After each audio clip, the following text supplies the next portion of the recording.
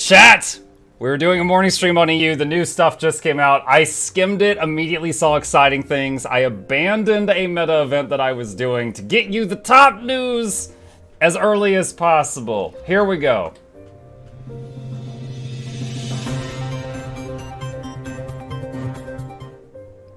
Hello! Welcome back to the newsroom that we've appropriated from Dennis. We have got some new stuff! Yes, we do. We've got some new stuff. They just released the May 25th patch notes, and there is stuff in here that was not in the news posts the last few days. McAfee, I don't want to talk to you right now. Get out of my face. All right! So, without further ado, and I don't know what that means, here we go. May 25th release notes, Living World, Return to the Living World story. Some of this you've already heard, but I'm going to recap it for people that might not be up to date. A special series of events focused on previous Living World story chapters is beginning this week with the spotlight on the first two episodes of Season 2, Gates of Maguma and Entanglement. Check them out to earn special bonus rewards for playing those episodes, stories, and maps through new achievements. Completing multiple sets of events achievements through across the Living World story will progress the Seasons of the Dragons meta achievement with some legendary rewards available. It's a necklace. I don't know why they say some. It's a legendary amulet. They've already announced that. Next week, we'll move on to episodes 3 and 4 of Season 2. So starting next Monday until the following Monday, probably, episodes 3 and 4 of Season 2. Taimi and Goric, or setting up a lab in the Eye of the North. If you've completed episode 5 of the Iceberg Saga, check in with them for the latest information. Wait, what? I don't know what's going to happen there, but I'm shocked that there's going to be even a little bit more story. Also, I think they're dating now. I don't know if that's just, they're hinting that they're a thing.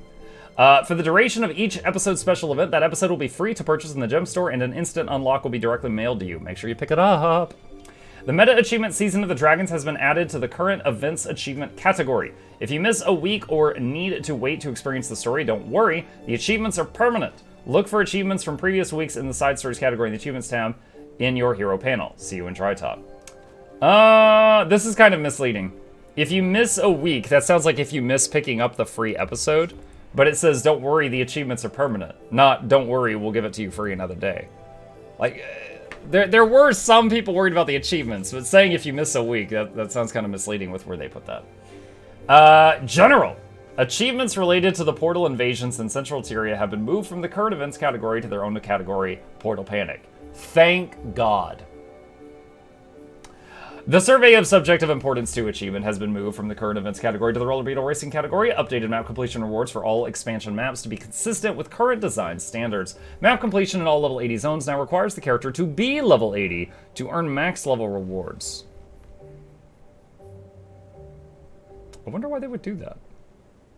I mean, is there an epidemic of level 5 people finishing level 80 zones? That was for bots. Okay, that sounds like a problem that I was not aware of. Fixed an issue that allowed the Destroyer of the Crystal Fields to be stunned when entering the battle map, causing it to stall before fighting back. Okay. Fixed an issue that could cause the final battle of the Fireheart Rise Dragon Response mission to stall if Braham's health bar was depleted during certain sections of the fight. Raise! Bastion of the Penitent fixed a bug in which I just linked the chats just a second ago. Just scroll up, or somebody else link it. Fixed a bug in which Samurag would inconsistently pull spears across the room throughout the fight. Never experienced that, thank God. Mythrite Gambit fixed a bug in which certain mechanics would fail to initiate in phases 3 and 4 of the Twin Largos encounter. Profession skills. This is the reason. This section here is the reason I rushed to the newsroom. I skimmed this and I was like, oh! And yeah, here we are. In this update, we're performing some follow-up tuning. Yeah, immediately in chat. No! In this update, we're performing some follow-up tuning to several professions in order to address balance concerns we've seen from the previous update. This is an ongoing process we're eagerly awaiting as the community theory crafts new builds and tries them in content. We're gathering data on play rates of various elite specializations and builds within those specializations as they played in different content types. We'll continue making future adjustments as necessary to ensure that every profession is represented with viable builds for each game mode. So, I want to be honest here, I read the engineer section and I ran to the newsroom. I haven't read the rest of it. But for those that don't know, engineer now can provide quickness, but for an engineer to provide quickness, they have to keep 5 skills on cooldown and have 100% boon duration gear. It is very... It has a much higher skill cap than some other builds. Now, it's not that bad. I still enjoy it. But 5 skills You have to slam them every time they're up, whether or not you needed that skill or not, just to keep quickness running. Because the base duration of quickness that Engineer was putting out was so low. It was 2 seconds per pulse. On the flip side, Mirage got Alacrity. Mirage can give 10 people 25 stacks of Alacrity, or 25 stacks of Might. Alacrity, 25 stacks of Alacrity, God help us. 25 stacks of Might, Alacrity to 10 targets, and do like 50,000 damage per second if they were good. Because they don't have to wear boon duration gear. So, anyway, it would not surprise me to see Mirage tone down a bit, but we'll find out what happens because I haven't read that section yet. Engineer. We've loved to see the Scrapper quickness builds that the community has put together so far. In this follow-up tuning update, we're increasing the base quickness applied by kinetic accelerators so that aspiring quick scrappers will have more flexibility in their choice of utility skills. Scrapper. Kinetic accelerators. Increase duration of applied quickness from 2 seconds to 2.5. I'm gonna be honest, I don't think that's enough. I mean, this might allow me to free up 1 slot. So then we're down to slamming 4 skills on cooldown. But I'm not even sure about that. We'll find out. I'm not positive. We'll see. But it's an improvement. It got me excited. I've got the vapors, chat. I'm all excited. All right, Guardian. We're deleting it. Sorry, I misread that. We're watching how the recent changes to Guardian traits have impacted play, and we're pleased with how the recent tuning to the Firebrand's burst damage has worked out. To help ease the lost burst potential, we're adding a very minor amount of additional conditioned damage into Power of the Virtuous. This trait now increases Condi damage by 13% of your vitality in all game modes, up from 10%. Okay. Mesmer. We're excited to see how enthusiastic everyone is for the staff-wielding Mirage. With the recent improvements to Chaos traits, the Torment's condition performance in PvE, and the changes to the staff skills themselves, staff is currently overpowering as a boot support weapon. I'm glad y'all noticed. We'd like to keep Axe and Torch as the DPS build and ease the performance of the Mirage's staff down into a competitive support build, which means lowering its overall damage output and confusion uptime. Yeah, no one is surprised by this that was up to date on what's going on. Avatar May, how dare you. Mesmer detected in the chat. Mantras. Mantra of Recovery. This skill will once again properly activate the trait Mender's Purity. Hey, it's not like you had to make a gear set for friggin' Mirage. The skill will once again properly activate the trait Mender's Purity, and it will now activate Mender's Purity when used in mid-air. A buff to aerodynamic Mesmers. Mantra of Concentration. This skill will now properly break stuns when activated. Alright, that's just a bug fix. Staff Winds of Change. When cast by a clone, the duration of applied torment and confusion have been reduced from 5 seconds to 2 in all game modes. Clone Condi damage nerfed by 60%.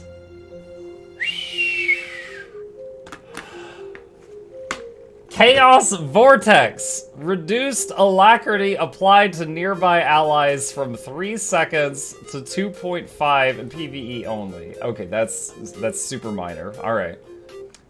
Necromancer. Okay, that's it. We're done reading about Mesmer. That's it. Y'all, bonk. Scourge. Demonic Lore. Reduced torment damage bonus from 33% to 25% in PvE only. Not really surprised. I'm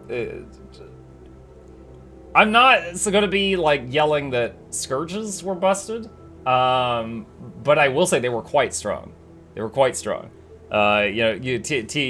Teapot was having some fun running some raids with 8 to 10 Scourges and just doing insane damage because of the breakbar change combined with the torment change. So it doesn't surprise me that they're toning them down a tiny bit. Ranger. The reduction in the previous update to Soul Beast damage via Sikkim cut their overall damage output below the level we'd like to see from a competitive power DPS specialization. To that end, we're giving Soul Beast back a significant DPS effect in PvE content by increasing the power of the Furious Strength trait. Furious Strength, increase bonus damage from 10%. Increase bonus strike damage from 10% to 15% in PvE only. Wow. So that doesn't even require Sick'em. Okay. Interesting. If I wasn't so in love with my engineer right now, I'd be really sad to see that there's still not even a druid section on these notes. Because they got their own problems. Revenant. Revenant have access to more damage reduction from traits than other professions. I'm going to pause there. For people that don't know, there is a build called the Immortal Herald, or the Immortal Handkiter. A Revenant, properly played and built with the right food buff, can literally get 100% damage reduction. They can solo, I mean, it takes them very long amounts of time, but they can solo some raid bosses. Revenant is pretty stupid. If played right. There's a lot of bad ones out there, but if played right, it can hit stupid. More damage reduction from traits than other professions, and combinations of these can be especially potent. We're making some adjustments here to bring the Revenant more in line with our general trait design, mortals, for damage reduction and combat sustainability. With the recent addition of the Resolution boon, Righteous Rebel also has allowed Revenants to stack an extremely high resistance to conditioned damage.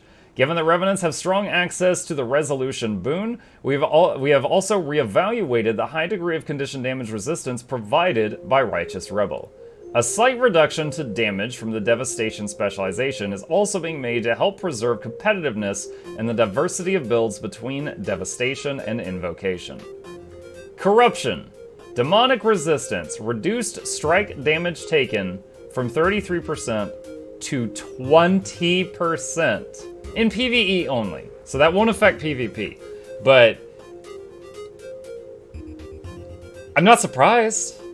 I mean, honestly, for the Immortal Herald has been out for so long, I almost was thinking the company was okay with that. So I'm not surprised. I think like literally the Handkiter I played with today is gonna have to relearn handkiting because they were running Immortal Herald for Deimos. Devastation, Battle Scars, base healing reduced by 1/3 in PvE only. Unsuspecting strikes, reduce bonus strike damage from 25% to 20% PvE only. Retribution, determined resolution, reduce strike damage taken from 15% to 10% in all game modes. Hey, Joe. From 15 to 10. So 5% less DR in all game modes. Soulcleave Summit, increase healing by 50% in all... Oh my god! Increased healing by 50% in all game modes. Renegades are gonna be happy about that. Okay. Righteous Rebel, reduce incoming condition damage reduction per stack of Kala's Fervor from 7% to 4% in all game modes. Okay. That one surprised me. I was like, okay. Yeah, they nerfed it recently, so I guess they're backpedaling on that a little bit. Okay, that's it for Rev. So lots of changes to their DR. That probably kills Immortal Herald. And then, yeah, healing from Renegade just went up quite a bit. Interesting. Okay, alright, Thief. Deadeye's performance is especially strong in PvE as a conditioned damage roll. They also benefited from the buffs to conditioned damage across the board. At the moment, specific pistol skills are overperforming due to recent improvements to conditioned damage in Thief traits. We're excited to see Deadeye get more play, and we'll make tuning adjustments as necessary in future updates to ensure that both it and Daredevil have strong damage builds available with a variety of weapons. Pistol. Shadow Strike. Reduce applied torment from 4 stacks to 2 stacks in PvE only. This now matches the number of stacks currently in PvP in World v World. Repeater. Increased initiative costs from 2 to 3. Oh, that hurts. Reduced duration of applied bleeding from 4 seconds to 3 in PvE only. Sneak Attack. Reduced applied bleeding duration from 6 seconds to 5 in PvE only. That's not too bad. This now matches the duration in PvP and World v World. Deadeye Malicious Sneak Attack. Reduce the applied bleeding duration from 6 to 5 in PvE only. Those last two aren't too bad. Shadow Strike and Repeater changes are pretty big. Blackline Company Gem Store. Okay, let me find the first item. Here we go. Is that a manatee? Oh no! Oh no! Freaking sea cow? Why? Ah, the Mossback Skimmer skin is available in the style category of the gem store for 1,600 gems. Okay. Living World Season 2. Alright, it's not going to show up in my store because I already own it, but Living World Season 2 episodes 1 and 2 are free as of now. For a limited time, the Floral Glider, the Vine Touch Destroyer Glider combo, and Tanglewood Backpack and Glider combo are available on sale in the style category for 300, 525, and 525 gems respectively, 25% off. Black Lion Chest has been updated to the Starborn Chest and can be previewed for a full list of its contents. The Battle Hardened Kit returns as the guaranteed item for the duration of the chest. Battle Hardened Kit has PvP and World v World reward track progress, food, and valuable items. The new Starborn Cape, which is this right here, and Mossback Skimmer Skin are available as uncommon drops for the duration of the chest. The Seraph Wings Backpack and Glider combo comes as an uncommon drop for the duration of this chest. The Defiant Glass and Zodiac Weapon collections are available for the duration of this chest. Alright, let's flip through them. Warhorn. Is that Torch? Sword. Staff. Shield. I like the shield. Scepter. Rifle. Pistol. Mace. It's like a demon head. There's like teeth there. Hammer. Greatsword. Focus. like you're gonna shiv somebody with it. Dagger. Short bow. Longbow. Oh, I like that. That's pretty. Axe. And that's it for the Defiant Glass. Next up is the Zodiac. It's got a rooster. I hope it makes like a macaw or something when you blow through it. Torch. Sword. Staff. Oh, it's got the goat. Short bow. I can't tell what animal's on the short bow. Someone tell me if they know what animal that is. I can't. Oh, there's like a bird on the back of it. Okay, those are wings. You gotta look at the other side of the bow. Shield. Got a moon. Scepter with a rabbit. Rifle with a tiger, I believe. Pistol. Some kind of canine, I'm guessing. Hey, Chip. Mace. It's a big pig head. Oh, man. I'm reminded of the kid from Demon Slayer with where's the pig mask. Zodiac longbow. Okay, so yeah, here's the same design that's on the short bow, but it's larger. Zodiac hammer is a rhino. Greatsword has got snakes on the hilt. Focus has got... Is that a sloth? Maybe a monkey. Dagger has got a mouse on it. Axe has got a unicorn. No, it's a horse, sorry. I'm so used to there not being horses in this game. I see a horse, I'm like, oh, it's a unicorn, immediately. Alright, so that's the Zodiac Weapon Collection. Alright, what else? Okay. Unused versions of the Glyph of Flight and Industry are available as rare drops for the duration of the chest. Items available in exchange for Blackline statuettes have been updated. The exclusive Tempest Gaze Helm Skin, Fire Breathing Package, Dragon Fireworks Package, Casimir's Regalia Cape, and Starborn Outfit are currently available. The 2 bonus collections have been updated to a selection of back item skins and weapon skins. I like how on the patch notes on their forums now you can react, and the first 2 things is, I like this, I'm sad at this. Sad at this. It's right here. This is an engineer and this is a mesmer. And we just got the mail giving the, let's see, a bonus event for Return to Living World Story Chapter missions, and I'm asked that this way in case you don't own the related episodes. Here are the free unlocks. And here you go. Yeah, so I've already got these, so I don't know that these are going to do anything for me. I guess they don't even appear in your bag if you've already got them. They auto-consume. Okay. So yeah, that's it. Those are your patch notes for May 25th. A surprise to be sure, but a welcome one.